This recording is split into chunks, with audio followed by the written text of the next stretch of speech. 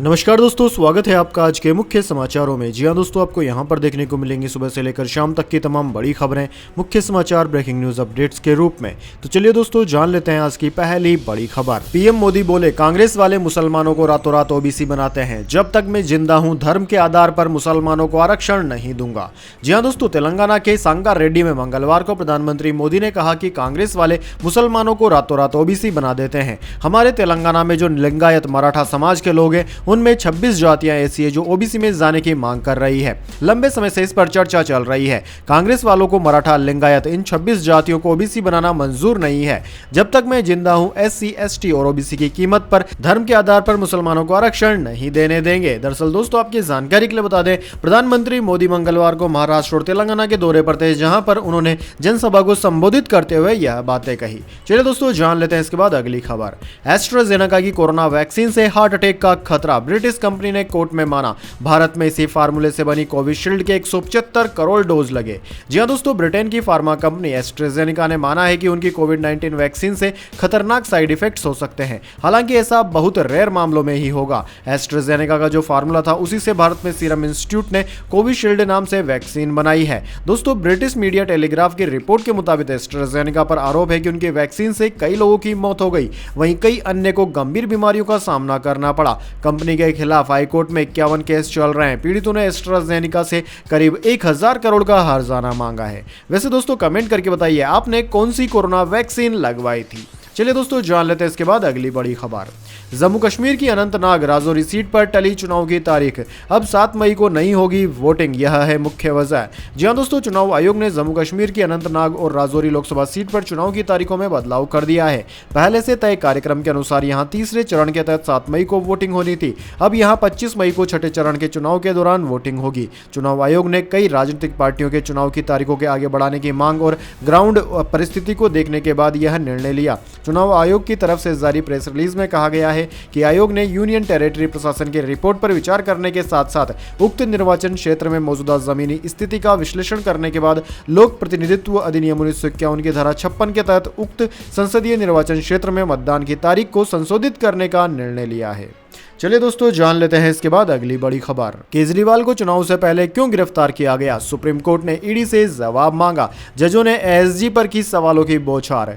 जी हां दोस्तों, supreme court ने मंगलवार को आम चुनाव से पहले दिल्ली के मुख्यमंत्री अरविंद केजरीवाल की गिरफ्तारी के समय पर परिवर्तन निदेशालय से सवाल किया और एजेंसी से जवाब मांगा। न्यायमूर्ति संजीव खन्ना और न्यायमूर्ति दीपांकर दत्ता की पीठ ने अतिरिक्त सोलिसिटर जनरल एसवी राजू से समय के सवाल पर जवाब देने को कहा। शीर्ष अदालत ने सुनवाई के दौरान ईडी से कहा, जीवन और स्वतंत्रता बेहद महत्वपूर्ण है, आप इससे इनकार नहीं कर सकते। वहीं पीठ ने राजू से कई अन्य सवाल भी पूछे और जांच एजेंसियों से केजरीवाल की उस याचिका पर सुनवाई की अगली तारीख पर जवाब देने को भी कहा है। चलिए दोस्तों, जान लेते हैं इसके बाद अगली खबर। गुरुग्राम से राज बब्बर, कांगड़ा से आनंद शर्मा को टिकट, कांग्रेस ने जारी की एक और लिस्ट। जी हां दोस्तों, लोकसभा चुनाव के बीच कांग्रेस ने एक और लिस्ट जारी कर दी है। पार्टी ने हरियाणा की गुरुग्राम सीट से राज बब्बर और हिमाचल प्रदेश के कांगड़ा से आनंद शर्मा को टिकट दिया है। इसके अलावा हिमाचल के हमीरपुर से सतपाल रायजादा और महाराष्ट्र की मुंबई नॉर्थ सीट से भूषण पाटिल को पार्टी ने उम्मीदवार बनाया है। चलिए दोस्तों, जान लेते हैं इसके बाद अगली बड़ी खबर। सुप्रीम कोर्ट ने पतंजलि से माफीनामे की ओरिजिनल कॉपी मांगी। रामदेव बालकृष्ण को अगली पेशी से छूट दी। आईएमए अध्यक्ष का मीडिया इंटरव्यू भी मंगवाया। जी हां दोस्तों, पतंजलि विज्ञापन केस में मंगलवार को सुप्रीम कोर्ट में करीब 1.5 घंटे सुनवाई हुई। जस्टिस हिमा कोहली और जस्टिस ए अमनतुल्लाह की बेंच में रामदेव और बालकृष्ण 5वीं बार पेश हुए। पतंजलि की ओर से मुकुल रोहतगी और बलबीर सिंह ने पैरवी की। वहीं दोस्तों, उत्तराखंड सरकार की ओर से ध्रुव मेहता पेश हुए। वहीं इंडियन मेडिकल एसोसिएशन यानी कि आईएमए भी आज की सुनवाई में शामिल हुआ। सुनवाई शुरू होते ही कोर्ट ने पतंजलि के वकील को ओरिजिनल माफीनामा यानी कि न्यूज़पेपर्स की कॉपी की जगह ई फाइलिंग करने पर फटकार लगाई। कोर्ट ने कहा कि बहुत ज्यादा कम्युनिकेशन गैप है। कोर्ट ने इस पर एतराज जताया और कहा कि यह जानबूझकर किया जा रहा है। पतंजलि के वकील ज्यादा स्मार्ट है, पूरा न्यूज़पेपर फाइल किया जाना था। चलिए दोस्तों, जान लेते हैं इसके बाद अगली बड़ी खबर। कर्नाटक स्कैंडल, एसआईटी जांच तक प्रज्वल पार्टी से सस्पेंड, जेडीएस कोर कमेटी की बैठक में फैसला। हासन से सांसद हैं पूर्व प्रधानमंत्री देवगौड़ा का पोता। जी हां दोस्तों, कर्नाटक स्कैंडल केस में आरोपी पूर्व प्रधानमंत्री एचडी देवगौड़ा के पोते प्रज्वल रेवन्ना को पार्टी से सस्पेंड कर दिया गया। पूर्व मुख्यमंत्री और प्रज्वल के चाचा एचडी कुमारस्वामी ने मंगलवार को जनता दल कोर कमेटी की बेंगलुरु में मीटिंग की। मीटिंग में प्रज्वल रेवन्ना को पार्टी से सस्पेंड करने का फैसला हुआ। वहीं दोस्तों, प्रज्वल हासन से पार्टी के मौजूदा सांसद और लोकसभा के कैंडिडेट भी हैं। हासन में 26 अप्रैल को सेकंड फेज में वोटिंग हुई थी। इसके बाद प्रोज्वल जर्मनी चले गए। चलिए दोस्तों जान लेते हैं इसके बाद अगली बड़ी खबर। मेरी उंगली पकड़कर राजनीति में आए, अब प्रधानमंत्री मोदी के भटकती आत्मा वाले तंज पर शरद पवार का पलटवार। जी हां दोस्तों, प्रधानमंत्री मोदी ने 29 अप्रैल को पुणे में एक चुनावी रैली को संबोधित करने के दौरान शरद पवार पर निशाना साधते हुए उन्हें भटकती आत्मा बताया था। उनकी इस टिप्पणी पर खुद शरद पवार समेत विपक्षी गठबंधन महाविकास अघाड़ी के नेताओं ने तीखी प्रतिक्रिया व्यक्त की है। राष्ट्रवादी कांग्रेस पार्टी एसपी गुट प्रमुख शरद पवार ने कहा कि मोदी आजकल मुझ पर काफी गुस्सा हैं। एक वक्त उन्होंने कहा था कि वह मेरी उंगली पकड़कर राजनीति में आए हैं, अब वह कह रहे हैं कि मैं भटकती आत्मा हूं। हाँ, मैं हूं किसानों के लिए, खुद के स्वार्थ के लिए नहीं। मेरे किसानों का दर्द बताने के लिए भटकता हूं। महंगाई से आम आदमी परेशान है, यह बताने के लिए भटकता हूं। चलिए दोस्तों जान लेते हैं इसके बाद अगली बड़ी खबर। मोदी बोले, मोहब्बत की दुकान में फेक वीडियो बिक रहे, जो भाजपा का मुकाबला नहीं कर पा रहे वो यह झूठ फैला रहे।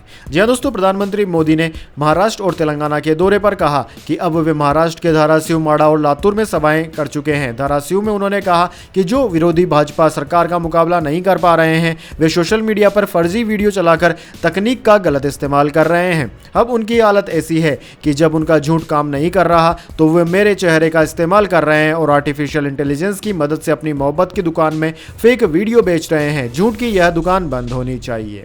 चलिए दोस्तों जान लेते हैं इसके बाद अगली खबर। इंदौर में कांग्रेस को दूसरा झटका, सब्स्टिट्यूट कैंडिडेट की याचिका खारिज। हाईकोर्ट ने कहा खुद कैंसिल हो जाती है वेटिंग टिकट। जी हां दोस्तों, कांग्रेस प्रत्याशी अक्षय बम के नामांकन वापसी के बाद से डमी कैंडिडेट मोती पटेल ने हाईकोर्ट का रुख किया था। अपनी याचिका में मोती पटेल ने कहा था कि नियम के अनुसार कांग्रेस प्रत्याशी का नामांकन यदि निरस्त हो जाता है या वे नाम वापस ले लेते हैं तो डमी प्रत्याशी ही अधिकृत प्रत्याशी माना जाता है। बम ने नामांकन वापस लिया है तो उन्हें कांग्रेस के अधिकृत उम्मीदवार के रूप में चुनाव लड़ने का अधिकार है। हालांकि कोर्ट ने उनके इस तर्क को नहीं माना और याचिका खारिज कर दी। चलिए दोस्तों जान लेते हैं इसके बाद अगली बड़ी खबर। Amit Shah fake video case, Ahmedabad से 2 लोग हुए गिरफ्तार। तेलंगाना सीएम समेत 8 राज्यों के 16 लोगों को समन, दिल्ली में पेश होंगे। जी हां दोस्तों, Amit Shah fake video case में मंगलवार को गुजरात के अहमदाबाद से 2 लोगों को गिरफ्तार कर लिया गया। एक आरोपी कांग्रेस विधायक जिग्नेश मेवानी का पीए और दूसरा आम आदमी पार्टी कार्यकर्ता है।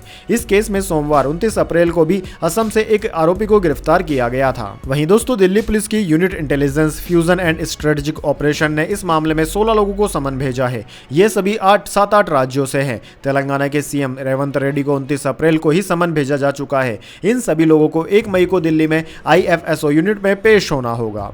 चलिए दोस्तों जान लेते हैं इसके बाद अगली खबर। इंडोनेशिया में 14 दिन में 6वीं बार ज्वालामुखी फटा, 11,000 लोगों को रेस्क्यू किया गया। एयरपोर्ट बंद, सुनामी का भी है अलर्ट। जी हां दोस्तों, इंडोनेशिया के माउंट रुआंग में मंगलवार को ज्वालामुखी फटा। विस्फोट के बाद सुनामी की चेतावनी जारी की गई है। डिजास्टर मैनेजमेंट के अधिकारियों ने अगले आदेश तक एयरपोर्ट बंद रखने का निर्देश दिया है। वहीं दोस्तों, रुआंग के आसपास के क्षेत्र में रह रहे 11,000 लोगों को सुरक्षित स्थान पर भेजा जा चुका है। साथ ही 5 किलोमीटर की दूरी तक किसी को भी जाने की इजाजत नहीं है। विस्फोट के बाद चारों ओर अंधेरा छा गया। उसके बाद बिजली चमकी और भूकंप के झटके महसूस किए गए, जिससे खिड़कियों के शीशे टूट गए। चलिए दोस्तों जान लेते हैं इसके बाद अगली बड़ी खबर। इंडियन ऑयल को चौथी तिमाही में 5,487 करोड़ रुपए का मुनाफा हुआ। पिछले साल के मुकाबले 49% घटा। कंपनी ने पेट्रोल डीजल की कीमतें घटाई थी। जी हां दोस्तों, इंडियन ऑयल का मुनाफा पिछले साल की तुलना में 49% घट गया है। वित्त वर्ष 2023-24 की चौथी तिमाही में कंपनी ने 5,487.92 करोड़ रुपए का कंसोलिडेटेड मुनाफा दर्ज किया। पिछले साल की इसी तिमाही में मुनाफा 10,841.23 करोड़ रुपए था। वहीं दोस्तों, पिछली तिमाही यानी कि अक्टूबर दिसंबर के 3 महीनों की तुलना में इंडियन ऑयल का मुनाफा 42.97% घटा है। चलिए दोस्तों जान लेते हैं इसके बाद अगली बड़ी खबर। चुनावी माहौल के बीच राहुल गांधी की खास अपील, प्रत्याशियों और नेताओं से कहा यह चीज जरूर रखें साथ। जी हां दोस्तों, चुनावी माहौल के बीच कांग्रेस के सांसद राहुल गांधी ने पार्टी प्रत्याशियों और नेताओं से खास अपील की है। मंगलवार को उन्होंने कहा कि कांग्रेस के सभी उम्मीदवार और नेता नॉमिनेशन से लेकर स्पीच देने और लोगों से मिलने के दौरान अपने अपने साथ देश का संविधान जरूर रखें। ऐसा कर वे देश के छोटे छोटे हिस्से तक यह घोषणा कर सकते हैं कि जब तक कांग्रेस रहेगी तब तक कोई भी ताकत हिंदुस्तान से उस उसका संविधान नहीं छीन सकती। दक्षिण भारत के केरल में वायनाड से लोकसभा के मौजूदा सांसद की ओर से इससे जुड़ा सोशल मीडिया पोस्ट भी शेयर किया गया। एक्स पर उनके आधिकारिक हैंडल से लिखा गया है कि गरीबों के लिए वरदान, वंचितों का सम्मान और हर नागरिक का अभिमान है हमारा संविधान। चलिए दोस्तों, जान लेते हैं इसके बाद अगली बड़ी खबर। मनीष सिसोदिया की जमानत याचिका फिर हुई खारिज। चुनावों के बीच आम आदमी पार्टी को लगा बड़ा झटका। जी हां दोस्तों, आम आदमी पार्टी नेता मनीष सिसोदिया को अदालत से एक बार फिर झटका लगा है। दिल्ली कोर्ट ने शराब नीति घोटाले के मामले में उनकी जमानत याचिका खारिज कर दी। यह दूसरी बार है जब उनकी जमानत याचिका खारिज की गई। इससे पहले निचली अदालत, हाई कोर्ट और सुप्रीम कोर्ट ने उन्हें जमानत देने से इनकार कर दिया था। वहीं रावेज एवेन्यू कोर्ट के इस फैसले को चुनौती देते हुए मनीष सिसोदिया अब हाई कोर्ट का रुख करेंगे। दोस्तों, आपकी जानकारी के लिए बता दें, कुछ दिन पहले ही दिल्ली शराब घोटाला मामले में मनीष सिसोदिया की जमानत याचिका पर रावेज एवेन्यू कोर्ट ने फैसला सुरक्षित रख लिया था। रावेज एवेन्यू कोर्ट में जज कावेरी बावेजा के सामने सुनवाई के दौरान सीबीआई ने कहा था कि सिसोदिया घोटाले के किंग पिंग है, इनको छोड़ा नहीं जा सकता। चलिए दोस्तों, जान लेते हैं इसके बाद अगली बड़ी खबर। लेकिन उससे पहले मेरी आपसे एक छोटी सी रिक्वेस्ट है, अगर दोस्तों आपको अभी तक हमारी न्यूज पसंद आई है तो इसे एक छोटा सा लाइक जरूर कर दीजिए, और अगर आपको पसंद नहीं आई है तो बेशक आप डिसलाइक भी कर सकते हैं। लेकिन दोस्तों, लाइक और डिसलाइक जरूर कीजिए, क्योंकि दोस्तों यही हमारी मेहनत का फल होता है और इसी से पता चलता है कि आपको हमारी वीडियोस पसंद आ रही है या नहीं। तो चलिए दोस्तों, जान लेते हैं इसके बाद अगली बड़ी खबर। JNK इंडिया का शेयर 67% चढ़ा। निफ्टी ने 22,783 का ऑल टाइम हाई बनाया। सेंसेक्स 188 अंक गिरकर 74,482 पर बंद हुआ। जी हां दोस्तों, शेयर बाजार में 30 अप्रैल को गिरावट देखने को मिली। निफ्टी 38 अंक की गिरावट के साथ 22,604 के स्तर पर बंद हुआ। हालांकि बंद होने से पहले आज कारोबार के दौरान निफ्टी ने 22,783 का ऑल टाइम हाई भी बनाया। वहीं दोस्तों, सेंसेक्स में भी 188 अंकों की तेजी रही। ये 74,882 के स्तर पर बंद हुआ। ऑटो और बैंकिंग शेयर्स में बढ़त देखने को मिल रही है। महिंद्रा एंड महिंद्रा के शेयर में आज 4.75% की तेजी रही। वहीं IT शेयर्स में आज गिरावट देखने को मिली। दोस्तों, बात करें निफ्टी 50 के टॉप गेनर और टॉप लूजर स्टॉक की, तो दोस्तों निफ्टी 50 के टॉप गेनर्स में Mahindra and Mahindra, power grid और श्रीराम फाइनेंस रहे, जबकि निफ्टी 50 के टॉप लूजर्स में टेक महिंद्रा, टाटा स्टील और डॉक्टर रेड्डीज रहे। चलिए दोस्तों, जान लेते हैं इसके बाद अगली बड़ी खबर। 72,000 के नीचे आया सोना। चांदी में भी आज 1,000 रुपए से ज्यादा की गिरावट। जान लीजिए कीमतें। जी हां दोस्तों, सोने और चांदी की कीमतों में आज गिरावट देखने को मिली। Indian bullion and jewellers association के अनुसार 10 ग्राम 24 कैरेट सोना 410 रुपए सस्ता होकर 71,963 रुपए प्रति 10 ग्राम पर आ गया। वहीं 1 किलोग्राम चांदी की कीमत 1,081 रुपए सस्ती होकर 80,047 रुपए प्रति किलोग्राम पर आ गई है। चलिए दोस्तों, जान लेते हैं इसके बाद अगली बड़ी खबर। दावा, रो ने आतंकी पन्नू की हत्या की प्लानिंग की। पूर्व CRPF अधिकारी विक्रम यादव को सौंपा था ऑपरेशन।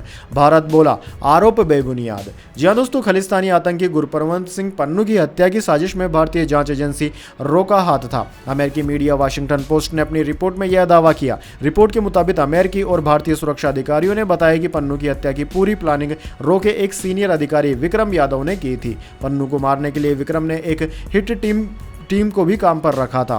यादव ने पन्नू के बारे में भारतीय एजेंट निखिल गुप्ता को जानकारी भेजी, जिसमें उसके न्यूयॉर्क में होने के बारे में पता चला था, जिसके बाद निखिल गुप्ता ने पन्नू को मारने के लिए एक एजेंट से संपर्क किया। चलिए दोस्तों, जान लेते हैं इसके बाद अगली बड़ी खबर। T20 वर्ल्ड कप के लिए भारतीय टीम का हो गया ऐलान। शिवम दुबे को जगह, ऋषभ पंत सैमसंग विकेटकीपर, गिल और रिंकू सिंह रिजर्व प्लेयर। जी हां दोस्तों, अमेरिका और वेस्टइंडीज में 2 जून से शुरू हो रहे T20 वर्ल्ड कप के लिए भारतीय टीम की घोषणा कर दी गई है। BCCI ने मंगलवार को टूर्नामेंट के लिए रोहित शर्मा की कप्तानी में 15 मेंबर्स वाला स्क्वाड जारी किया। IPL में बेहतरीन बल्लेबाजी कर रहे संजू सैमसन और ऋषभ पंत को विकेटकीपर के तौर पर चुना गया है। पेस बॉलिंग ऑलराउंडर की कैटेगरी में हार्दिक पांड्या के साथ साथ शिवम दुबे को भी चुना गया है। वहीं दोस्तों, शुभमन गिल और रिंकू सिंह मुख्य स्क्वाड में जगह नहीं बना पाए। ये ट्रेवलिंग रिजर्व का हिस्सा बनाए गए हैं। वहीं दोस्तों, बात करें भारतीय टीम की, तो चुनी हुई भारतीय टीम में रोहित शर्मा, हार्दिक पांड्या, यशस्वी जायसवाल, विराट कोहली, सूर्यकुमार यादव, संजू सैमसन, ऋषभ पंत, शिवम दुबे, रविंद्र जडेजा, अक्षर पटेल, कुलदीप यादव, यजवेंद्र चहल, अर्शदीप सिंह, जसप्रीत बुमराह और मोहम्मद सिराज शामिल है। वहीं दोस्तों, रिजर्व के तौर पर शुभमन गिल, खलील अहमद, रिंकू सिंह और आवेश खान को शामिल किया गया है। चलिए दोस्तों, जान लेते हैं इसके बाद अगली बड़ी खबर। टाटा ग्रुप की एक और बड़ी डील। 835 करोड़ रुपए में इस कंपनी का खरीद डाला 10% हिस्सा। जी हां दोस्तों, टाटा सन्स की तरफ से ग्रुप की एक और कंपनी में हिस्सेदारी बढ़ाई गई है। टाटा सन्स ने सिंगापुर की इन्वेस्टमेंट कंपनी टेमासेक से 10% शेयर खरीदकर टाटा प्ले में अपनी हिस्सेदारी बढ़ा ली है। इस करार के बाद टाटा ग्रुप का टाटा प्ले में शेयर बढ़कर 70% हो गया। मीडिया रिपोर्ट्स के अनुसार यह डील करीब $100 मिलियन यानी कि 835 करोड़ रुपए में हुई। टाटा ग्रुप ने हिस्सेदारी बढ़ाने के लिए सिंगापुर की इन्वेस्टमेंट फर्म से शेयर खरीदे हैं। इसके बाद हिस्सेदारी बढ़कर 70% हो गई है। चलिए दोस्तों जान लेते हैं इसके बाद अगली बड़ी खबर। हमास नेता बोला 24 घंटे में दूसरा युद्ध विराम संभव, हमास को नए समझौते से कोई दिक्कत नहीं। अमेरिकी विदेश मंत्री ने कहा जल्द ऑफर स्वीकार करें। जी हाँ दोस्तों, जंग के 6 महीने बाद इजरायल और हमास के बीच 24 घंटे में दूसरा युद्ध विराम हो सकता है। CNN की रिपोर्ट के मुताबिक हमास के नेता याहया सिनवार के मुताबिक हमास ने इजरायली बंधकों को छोड़ने के समझौते पर अपनी सहमति जताई है। हमास ने कहा है कि उन्हें मिस्र और इजरायल के प्रपोजल से किसी भी तरह की परेशानी नहीं है। इसके लिए इजरायलियों का एक प्रतिनिधिमंडल 30 अप्रैल को काहिरा जाने के लिए तैयार हो गया है। इजरायल हमास से 130 बंधकों में से 40 को रिहा करने की मांग कर रहा है और वो इसके बदले में फिलिस्तीनी कैदियों को भी रिहा कर देगा। वहीं दूसरी तरफ अमेरिकी विदेश मंत्री ने भी कहा है कि हमास को जल्द ही ऑफर स्वीकार कर लेना चाहिए। ब्लिंकन वर्ल्ड इकोनॉमिक फोरम में हिस्सा लेने के लिए सऊदी अरब पहुंचे थे। यहां उन्होंने हमास फिलिस्तीन के मुद्दे पर बात रखी। चलिए दोस्तों जान लेते हैं इसके बाद अगली बड़ी खबर। ऋषि कपूर को याद कर भावुक हुई नीतू सिंह, डेथ एनिवर्सरी पर लिखा आपके बिना हमारी जिंदगी कभी पहले जैसी नहीं हो सकती। दरअसल दोस्तों 30 अप्रैल 2020 को ऋषि कपूर का निधन हो गया था। उनको गुजरे हुए आज पूरे 4 साल बीत चुके हैं। अब उनकी चौथी डेथ एनिवर्सरी पर पत्नी नीतू सिंह ने एक इमोशनल नोट के साथ उन्हें याद किया। नीतू सिंह ने ऋषि कपूर के साथ तस्वीर शेयर करते हुए लिखा 4 साल आपके बिना हमारी जिंदगी कभी पहले जैसी नहीं हो सकती। नीतू कपूर के अलावा कपूर खानदान के कई सदस्यों ने भावुक नोट के साथ ऋषि कपूर को याद किया। उनकी बेटी रिद्धिमा कपूर सहानी ने पिता के साथ बचपन की तस्वीर शेयर कर लिखा जिनसे हम प्यार करते हैं वो कभी दूर नहीं जाते, वो हर दिन हमारे साथ चलते हैं, मिस यू सो मच। दोस्तों आपकी जानकारी के लिए बता दें 30 अप्रैल 2020 में ऋषि कपूर का 67 साल की उम्र में निधन हो गया था। साल 2018 में उन्हें कैंसर डायग्नोज हुआ था जिसका इलाज वो न्यूयॉर्क से करवा रहे थे। 1 साल चले ट्रीटमेंट के बाद ठीक होकर वो 26 सितंबर 2019 को भारत लौट आए थे। 29 अप्रैल 2020 को उन्हें सांस लेने में तकलीफ हुई थी जिसके चलते उन्हें मुंबई के sir HN Reliance foundation hospital में भर्ती करवाया गया था। इलाज के दौरान उन्होंने 30 अप्रैल 2020 को दम तोड़ दिया। चलिए दोस्तों जान लेते हैं इसके बाद अगली बड़ी खबर। राहुल गांधी बोले महालक्ष्मी योजना में हर महीने 8,500 रुपए मिलेंगे, हम महिलाओं को लखपति बनाएंगे, 6 महीने में 30 लाख सरकारी पद भरेंगे। जी हाँ दोस्तों, कांग्रेस नेता राहुल गांधी ने भिंड में कहा कि मोदी जी अरबपतियों को पैसा देते हैं तो कहते हैं विकास हो रहा है, जितना उन्होंने 10 साल में उनको दिया हम आपको देने जा रहे हैं। महालक्ष्मी योजना के तहत देश भर की गरीब महिलाओं को लखपति बनाएंगे, हर महीने उनके खाते में 8,500 रुपए डाले जाएंगे, 6 महीने में 30 लाख सरकारी पद भरे जाएंगे। राहुल गांधी ने भिंड दतिया लोकसभा सीट से कांग्रेस प्रत्याशी फूल सिंह बरैया के पक्ष में MJS मैदान पर चुनावी सभा को संबोधित किया। राहुल गांधी ने हाथ में संविधान लेकर कहा कि यह मामूली किताब नहीं है। आजादी के बाद किसानों, गरीबों, मजदूरों, पिछड़ों, आदिवासियों को जो कुछ भी मिला है इस किताब के कारण ही मिला है। अब प्रधानमंत्री अमित शाह और उनके सांसदों ने मन बना लिया है कि वो इस चुनाव को जीतने के बाद इस किताब को फाड़कर फेंक देंगे। इसके बाद दोस्तों जान लेते हैं अगली बड़ी खबर। नौसेना के नए चीफ बने दिनेश त्रिपाठी, शपथ लेने से पहले मां के पैर छुए, कहा आत्मनिर्भरता की दिशा में नौसेना को मजबूत करेंगे।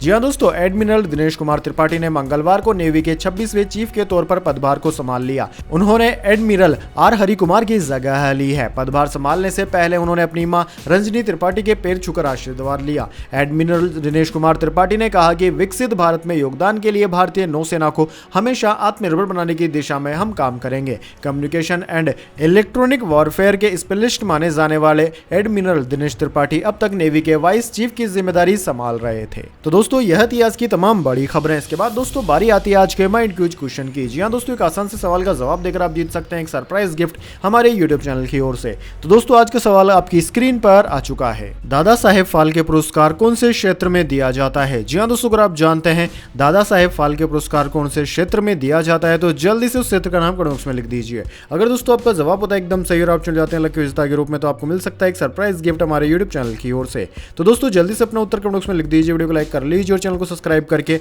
बेल आइकन भी दबा लीजिए। धन्यवाद। वंदे मातरम। जय हिंद, जय भारत।